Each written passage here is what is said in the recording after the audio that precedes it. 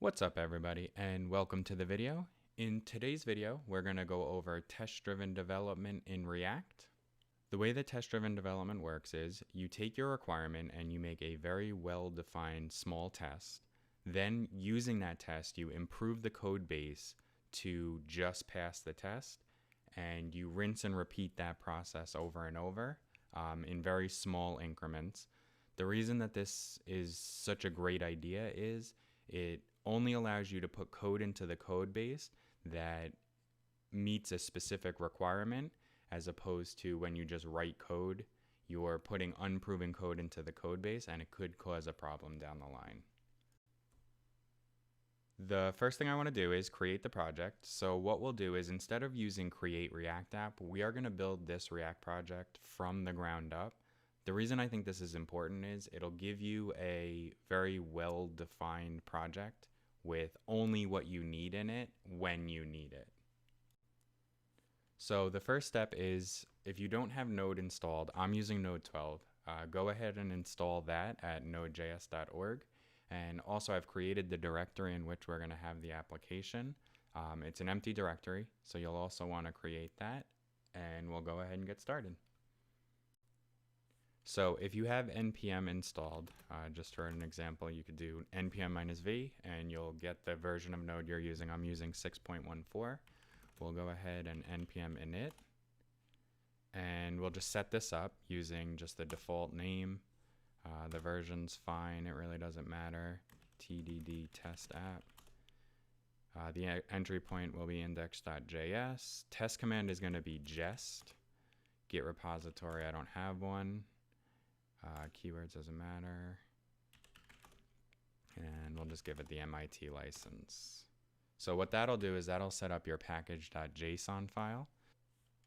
Next we'll install jest, very important for a testing project. So we'll do npm i --save -dev jest.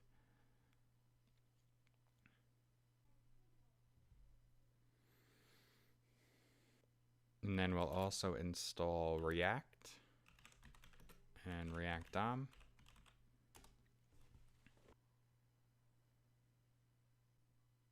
And another dev dependency we're going to need is we need Babel.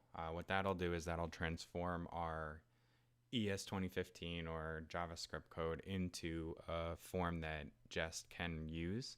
So we'll go ahead and npm i -save dev.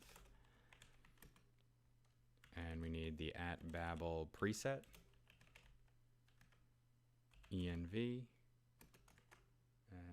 @babel preset -react, @babel plugin -transform.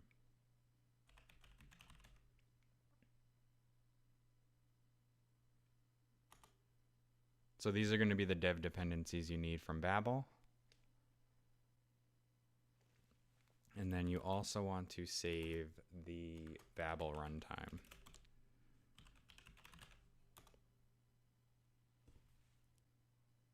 Okay, so if we look at our package.json, it shows that we have our dev dependencies of the Babel and Jest. And then in our regular dependencies, we have React, Babel, and React DOM. So what we'll do is we want to create a git ignore.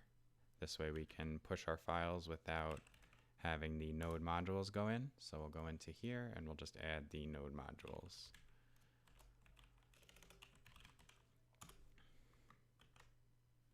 All right, so that's all set. So in order to have Jest use Babel, we do have to create a Babel RC, basically a configuration file for it. So what we'll do is we'll touch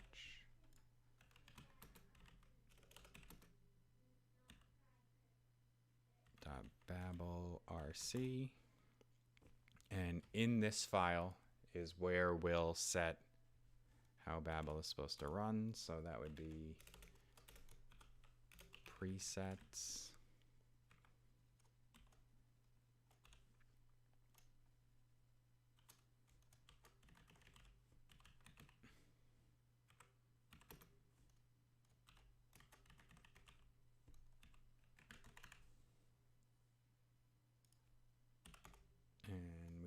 plugins.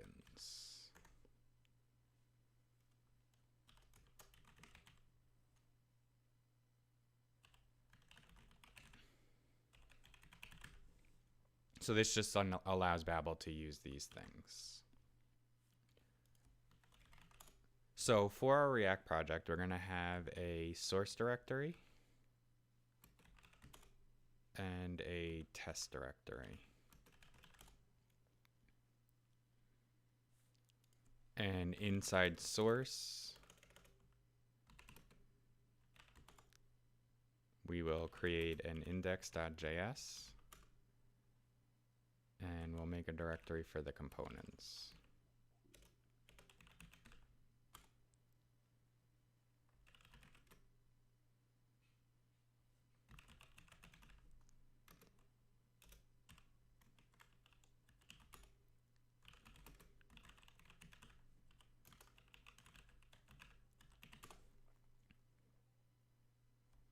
And then in our test directory, we will create the first tests.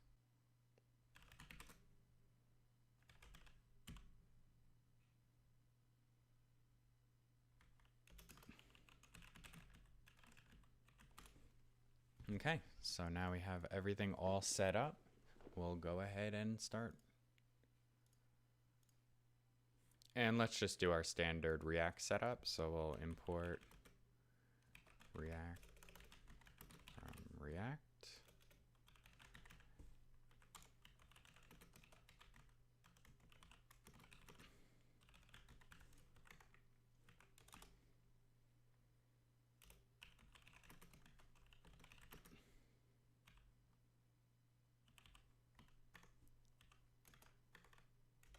Whoops.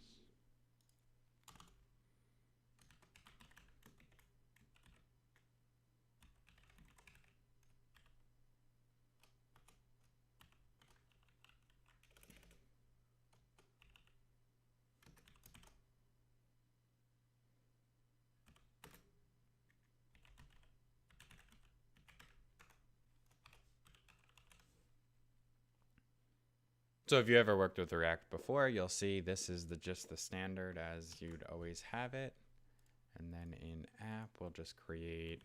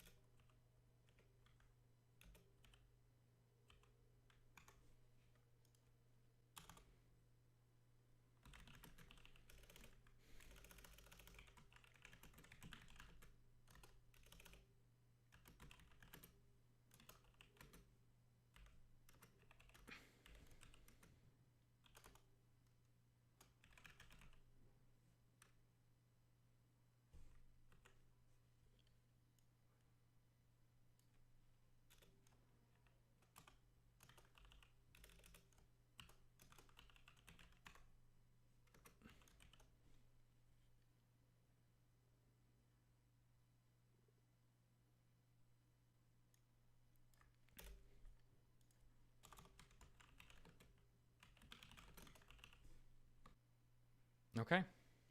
And now that we have the React app all set up, we'll go ahead and we'll start exploring the testing aspect of it. So we already created our test, and what we'll do is we'll go ahead and make a describe. We'll describe the appointment.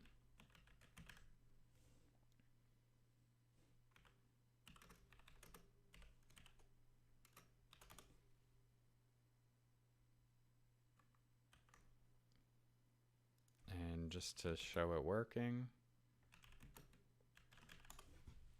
we'll npm run test, and that'll start up Jest.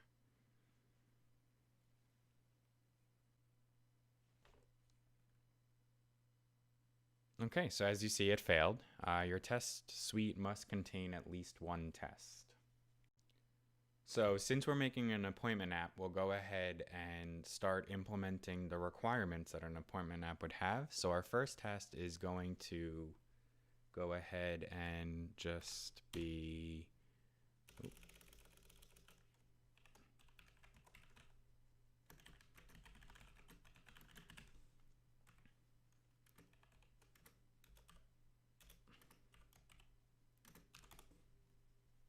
Why does this keep auto formatting? So this will be our first test. This needs a comma. And this test should actually pass since it's not actually expecting anything. So we've passed our first test. Now, like I said in the beginning, TDD does require you to do very small tests and then write code in order to improve that test. So what we'll do is we'll expect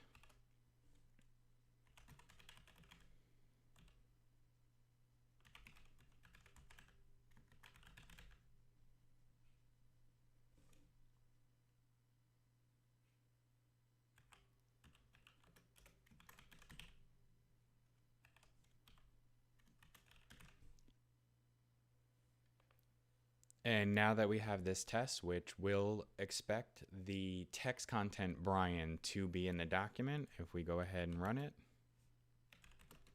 we will see that it fails. So that's the first step. We created a very small, well-defined test that fails because obviously it expected Brian and it got nothing. So what we'll have to do now is we do have to set it up so that it can pull in the component. We'll set up the component and then have that test pass. Let's bring in React so that we can get this test to work with the React component. So we import React from React.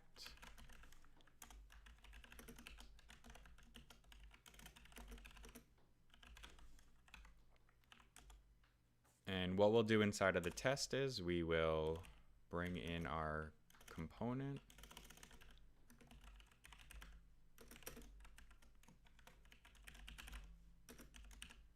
We'll build a container.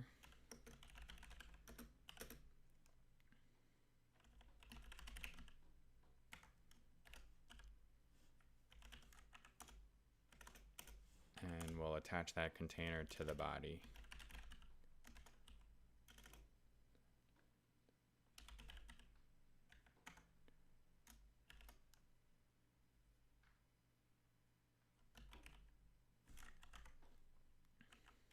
And then we'll go ahead and use React DOM to render that out.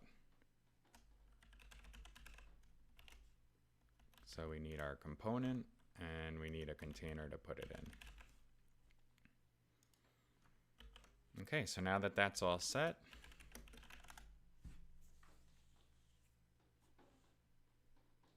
we'll see that it fails to find the appointment component. So we'll go ahead and import that.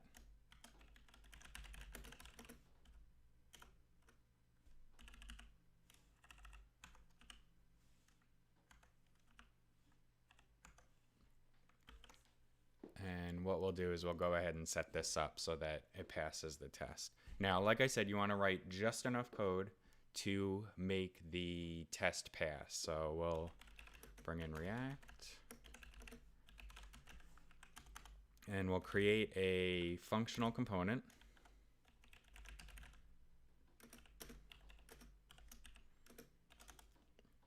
That will render a div.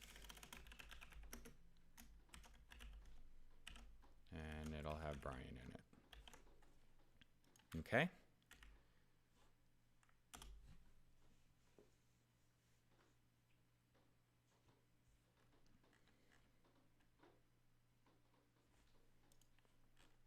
And of course we have to export it.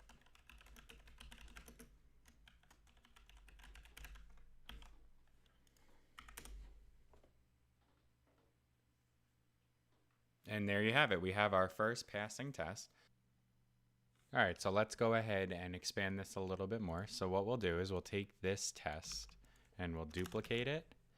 And we want to make it so that it matches another name. So let's just say Casey.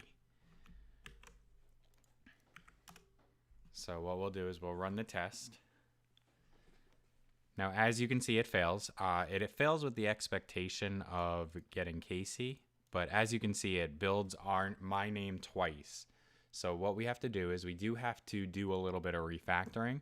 Now, one of the key aspects of TDD is you never refactor when you have a passing test. So when you have a failing test rather. So what you do is you skip this, you save it, you make sure the tests are still passing, which they are, and we'll go ahead and we'll refactor these tests so that they work. So what I want to do to get this working is we'll make it so that the container never gets put onto the body, and then we'll change this to say container.textContent, and that should make it so that this test passed. Okay. And what we want to do now is we want to modify it so that the component does get a first name so that we can have both of these tests pass. We'll put an inline, so const customer equals first name,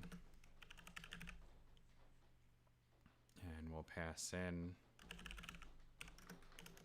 the customer just like that, and then save that. And on the component, we'll go ahead, we'll pass in customer, and we'll grab the first name off of that object. So we'll get this.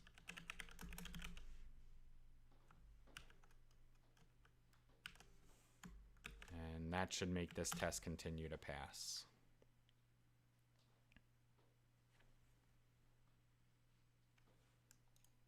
Would be helpful if I spelt the name right.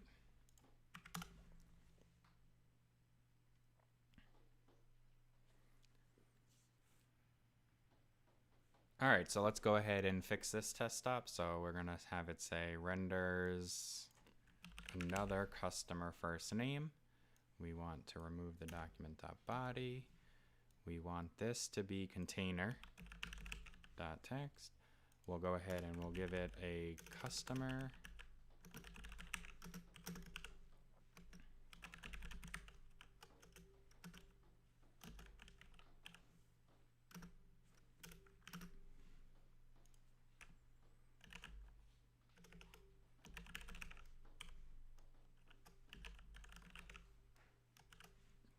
Okay, so this should go ahead and fix that.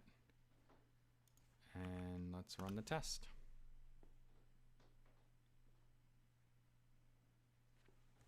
And it would help if we unskipped it. We'll save and run.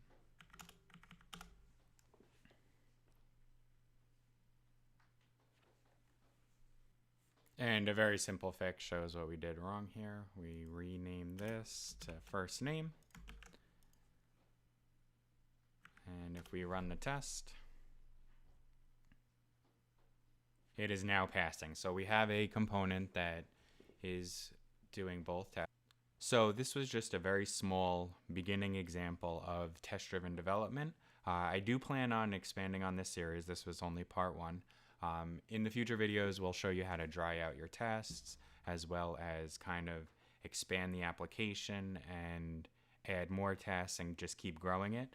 But the most important thing is the foundation of you make a small test, you add your code, you then run the test, make sure it passes, add another test to continue to expand and make the code base better. This way that you are making sure that there is proven code in your code base. If you did enjoy this video, definitely let me know down in the comments below. Hit the subscribe button, and I will see you guys in the next one.